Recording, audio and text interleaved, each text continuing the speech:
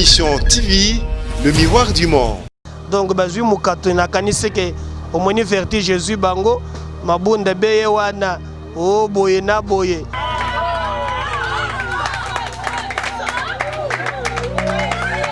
Fabrice Pouela a qui la conseil de fondi bureau d'assemblée et tant que le banelo on a que le verti Jésus bango ou azala accident ou accident mauvaise ya solo te consultation président koloba nini pe ekoleka.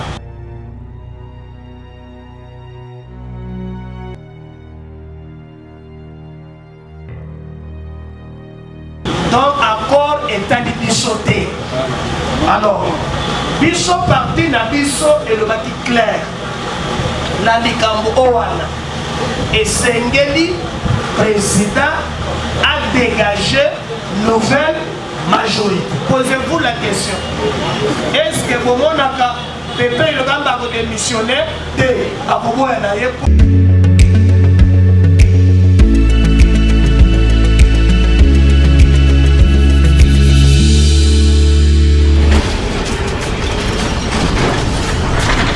Ma mission TV, le miroir du monde.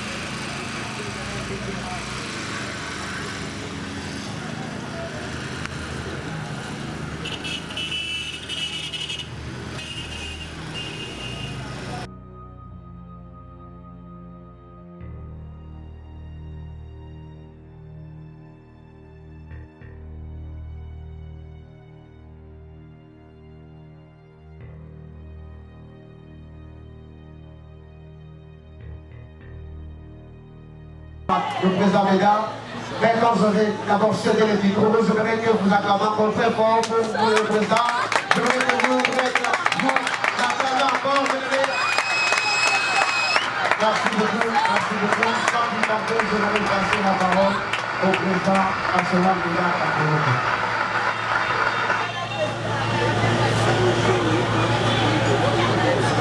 Merci beaucoup. Est-ce qu'on tombe combien de leçons pour comprendre les leçons?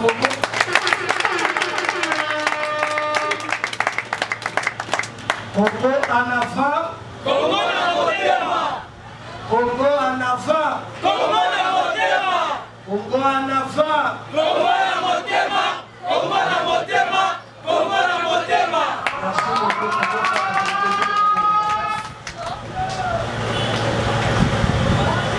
Je crois que vous allez faire bref pour vous aller là-bas. Programme moi et puis moi les amis au papa au Zala MP la bande comme la moi bonité donc il est là na au Sala Tobandi je crois il y a pour implanter ma section il y a parti la piso les lots aux amis awa samedi ezoya tokozala na pointi kwa na niveau ya hyper après tokozala na maizelo après tokozala na magasin donc nous allons installer partie to bandaki na oetandi Lukunga. Alors je vous remercie d'être là. Il y a qui on a appel, il y a un camarade de la Bisso placé. Les lots, nous allons continuer la section Awa. Et nous pensons que lobby, to lobby kuna, section et pour ça la Mosala, pas de partie la Bisso et Zali bien organisé, bien structuré. kasi lokola bisika nyonso toyaka kozangisaka te koloba likambo etali politique tokozwa ata 5 ou 10 minutes toloba sur l'actualité politique oyo ezali dominé la consultation initiée par le président de la République. Ces consultations est communes à Souka. De l'autre côté, pour montrer que Mboka na biso ezui tournure moko très compliqué. Koza nangambo na bandeko ya FCC. De l'autre côté, tozali na ba force ya changement. Alors, après consultation, président Kologa Nini Pe et Koleka. Je crois que si tout va bien, dans 48 heures, le président a bouclé la concertation. Alors, quel est l'objectif de la consultation que le président a annoncé? Et ça clair, 2 ans après, au Monaki, Mboka na biso est totalement bloqué. L'accord oyo parfois est banakate. Et si vous regardez même bandeko ya PPRD na ba mususu o ba pesi ye pouvoir. Bon, na kolinga boto na bango bokolo mususu na. Ya mo pouvoir bango ba pesi, to ba bango ba so moi. Bango fa makambo ne. What the person? Comment on s'en il y a un homme quand il y a un certain amount, madame de mat, vous nous comment on a pouvoir, dans mon livre pour le mousson le haut, nana yaga la ayete pour le mon asanya pour aller dans la. Oh, notre Congo comme un restaurant, biso sur votre gomi par tout le monde, to pesa pouvoir donc, bango bazo bango wapi, pour ma pesa gabat. Donc les qui qu'on a vu Kabila Ndazawan. Ceux qui ont commis à cause de les sources, ce qu'on a donné votre bouche, la pêche, et ça le coûta. Donc, attends, ceux qui vont signer accord compliqué à la Kingakati. Donc, accord est un bichoté. Alors, bicho parti na bicho et le bâti clair. La Likambo Owana et Sengeli, président, a dégagé nouvelle majorité. Parce qu'il y a 2 possibilités. Soit il dissout le Parlement, or, chemin de dissolution, et ça n'a pas risque belé. Voilà, et ça, madame Penzapi. Parce que, ce que dissout la constitution, et PSP, mon cas, il y a le but que ceux qui ont dissous, dans les 60 jours, les Hollandais, ça les a ma ami Moussous. Or, actuellement, Nanu Koutoute, Bache Biro ya Seni, Yasika. Donc, c'est Nanga, vous devez expliquer, va faire pour rentrer Kolobaki. Ce qui va dissoudre dans les 60 jours, il fallait qu'on ait Nanga. Asani Samakona Moussous. Or, ce qu'on a Nanga, les abonnés blanc, bonnet, différence exacte. Donc, schéma ya Malam, et ça, schéma ya Sengeli. Président a soit une nouvelle majorité. Alors, pour la majorité, on est Sengeli. Balobi, il faut nommer informateur. Or, on peut qu'on nomme informateur aussi longtemps que notre premier ministre a démissionné. Il faut que le premier ministre démissionne. Alors posez-vous la question. Est-ce que pour moi, Pépé le gamba a démissionné de Abobo et Nayepo, pour mon équipe de l'Otukoleka, Wayewa, Nazaraki, na Safari Beach, le Gola Moana Mouké, Bamé na mouvement, a comme la clarté. Donc, le Guélico le Baké a démissionné. Mais maintenant, dans ce couloir, Mokoya bien, c'est fini pour la faire cesser. Et si ce qui est au Tangi, article 139, il y a règlement d'ordre intérieur et Assemblée nationale, et l'objet clairement que Nasuka ya session nyoso, président de l'Assemblée, a Bengami, a présenté rapport financier na Assemblée nationale. Pambate, dans les 30 jours les Oya, c'est considéré comme le bureau est démissionnaire.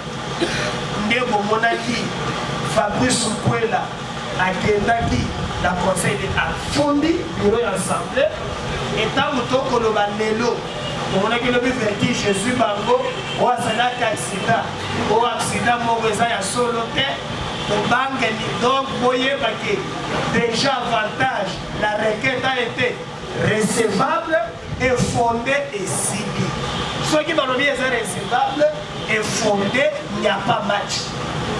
Alors, Mabunda tombera, so Mabunda Kwei, bureau de Saint-Denis, et Kwei, et Kokona Chikoyo, Bashala, élection, il y a bureau, or, le gouvernement est issu de la majorité parlementaire. Et quand le bureau, tu penses que le gouvernement est le manager parlement, le premier ministre ne dépend que du parlement. Et si le bureau tombe, malamoko logique et Pepe Koyakuna, on lui demandera de démissionner. Sauf pour démissionner, déjà, dans la logique à parlement, on va l'interpeller à Kokoya et majorité Yassika et Boussane. Donc, quand il y a un monarchie, et cette majorité au Salema, moi je suis bien informé, à Watozoloba, Tozana ensemble à Katoum. Ensemble, il y a beaucoup à Sali, na ba regroupement AAD, MS, G7, AR, il y a connu sur la Katoum. Il y a un député et belé dans l'opposition dans l'Assemblée nationale. Et à cause aussi Salami, Jean-Pierre Bemba, il est partant. Moutoua Tchekali, Libanda, je crois qu'ils ont dit Martin Fayou. Mais Martin a décidé parce que nous avons des députés, nous avons un bon nombre essayé. Et quand les bureaux, ceux qui m'ont dit fait cesser et dans laquelle l'autre côté basé sur l'idéologie, c'est autour d'argent et au poste. Donc ce Monica qui est côté monsieur Kouei, il y a que le reste côté mouvement des amis. C'est en ce moment-là que Makaboto changer et nous pouvons penser que maintenant Makaboto est dans l'opposition. Alors, il y avait aussi possibilité au Badoba qui sont que ça n'a mis bien été, Bakoki continue pour Bakoki Bandaki ba démarche, on a Bandaki Kikaya, Adobaki Keno, Baké balancer offensive diplomatique, Bakendaki na Bamboka Ebele, jusqu'à se tromper même, il y a que Bakoki pour recourir dans le mouvement Moko armé. C'est pourquoi Bomonaki, président de la République, à Lowaki, à Kendaki Nangola. Et là, comme on a qui lobby à haut, les tigres aériens wana, et ça comme message, signal ya Kolobakeno, ceux qui ont l'équipe dans ces années sont pour Kwayo. Donc, fait cesser Balina Bango, Kao, wana Boy Bango Bana, bateau photo titre de Bango dans l'opposition, pour espérer quand même Mboka Nabiso et Namoussous pour des peuples coller ensemble. C'est pourquoi nous disons. Au-delà de la divergence, oh, la mouka au bituba laisser la tapée. Tant que tu connais la démocratie, comme tu m'appelles contradiction. Il y a des gens qui n'acceptent jamais la contradiction. Donc, même le lobby, attaque aussi ici. Madame d'abord, tout le monde a bandé Oyo, Bango, Basana, Kembo, Canabiso, et comme infiltré partout. Je voulais seulement dire que Congo en avant, c'est une grande partie politique comme tous les autres partis. On veut dire que Congo en avant, et Zali parti Mounene, le Kola va parti Nyonso, comme IDPS, comme PPRD, comme MLC, comme INC. Tous allez arrêter ministériel. Décision numéro 040. CIA Congo en avant ainsi que le CIA PN MKK 003 2020 du 20 novembre 2020 portant nomination d'un président sectionnaire de la commune de Ngaliema Delvaux. Le président national, considérant le processus électoral qui a abouti au strictaire présidentiel, législatif, nationaux et provinciaux du 30 décembre 2018, considérant les résultats réalisés par les partis à l'issue du dit strictaire, considérant l'implantation du parti sur le territoire national et de sa représentation en dehors du pays, considérant l'utilisation du parti en vue de les ranger en ordre des batailles pour les joutes électorales de 2023.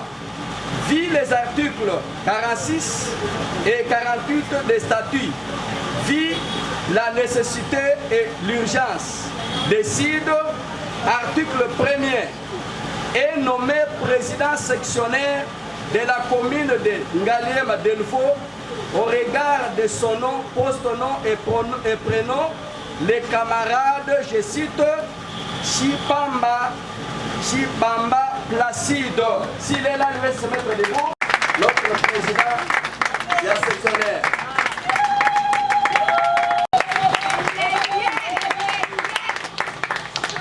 Article 2. Présenter les partis auprès des sections étatiques et de tiers. Constituer son comité. Implanter les partis à travers toute la commune. Proposer la nomination des animateurs, des organes et des structures au président national via le secrétaire général. Gérer toutes les cellules.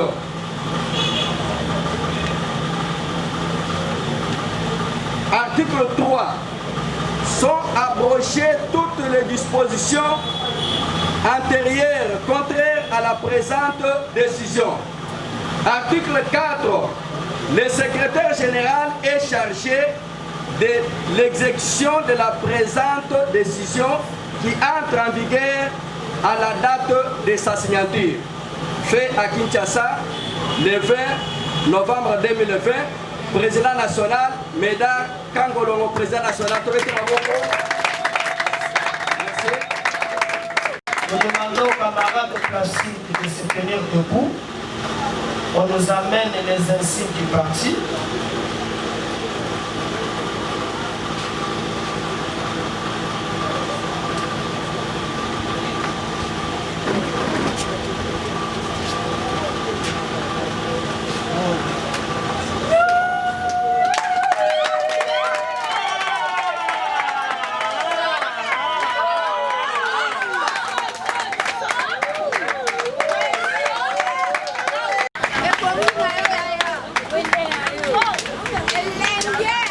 Les gens qui nous appellent, on va leur dire Bissoto c'est la canal de nouveau. Il y a surtout beaucoup, il y a Bandeko qui nous appellent. Tozana Delvaux, Tozana Delvaux. Alors, Totier section Awa, donc notre camarade, na niveau il y a Delvaux, allez pour représenter parti Nabiso d'une manière officielle.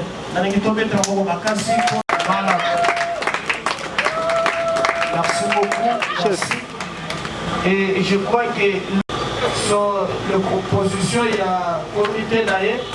Et malheureusement, quand je suis venu ici, la liste est de 17 personnes, mais le modèle a parti de Zala qui vit. Donc même les gens, la comité d'ailleurs, Zala quitté. Je crois qu'on peut lire ça prochainement dans la réunion Moussous. Dieu garde le Congo. Merci pour tout. On est à la fin, il y a cérémonie à Bisso et la minute de Nicolo.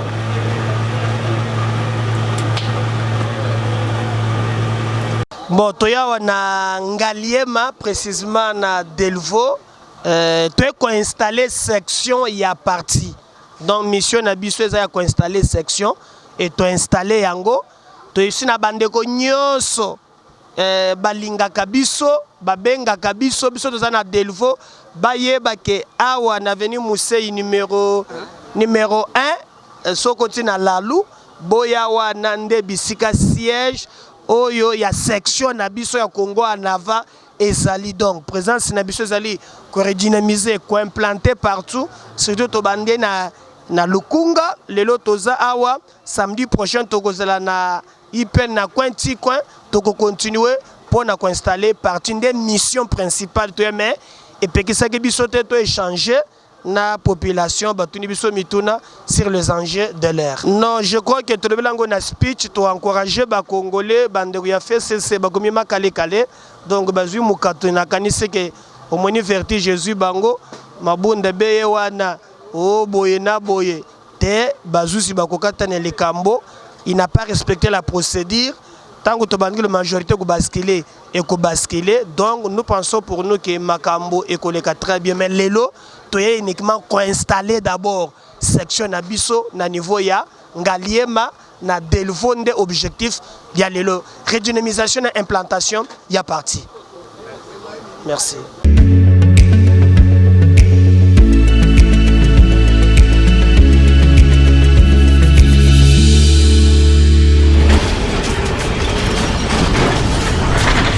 Ma mission TV, le miroir du monde.